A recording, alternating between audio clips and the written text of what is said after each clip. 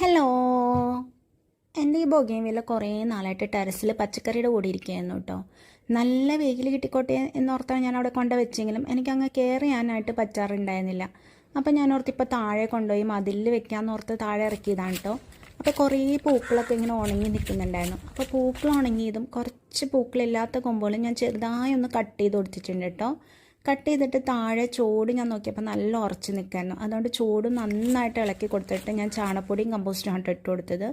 നമ്മൾ ചെടികളുടെ ചോടൊക്കെ ഇതുപോലെ ഇടയ്ക്ക് ഇളക്കി കൊടുക്കുന്നത് നല്ലതാണ് കേട്ടോ. അതിൻ്റെ റൂട്ട്സൊക്കെ നന്നായിട്ട് ഗ്രോ ചെയ്യാൻ ഹെൽപ്പ് ചെയ്യും. വളരുന്നതിന് മുമ്പ് എന്തായാലും നമ്മളിതുപോലെ ചോട് ഇളക്കിയിട്ട് വേണം കേട്ടോ വളം ഇടാനായിട്ട്. എന്നിട്ട് നന്നായിട്ടൊന്ന് മിക്സ് ചെയ്ത് കൊടുക്കാമെങ്കിൽ നല്ലതാണ് കേട്ടോ. ഈ പൂക്കളുള്ള കൊമ്പുകളൊന്നും ഞാൻ വെട്ടിയില്ല കേട്ടോ. ഒരു പൂവാണെങ്കിലും അതങ്ങനെ തന്നെ നിന്നോട്ടെ എന്ന് ഓർത്തു. നമ്മൾ ചെടികൾക്ക് മാക്സിമം ഓർഗാനിക് ഫെർട്ടിലൈസേഴ്സ് യൂസ് ചെയ്യാൻ ട്രൈ ചെയ്യാം കേട്ടോ. എന്നിട്ടും പൂവൊന്നും ഉണ്ടാകുന്നില്ലെങ്കിൽ ബൊഗെയിൻവില്ലയ്ക്ക് ഇടയ്ക്ക് DAP ഇട്ട് കൊടുക്കണം നല്ലതാണ് കേട്ടോ.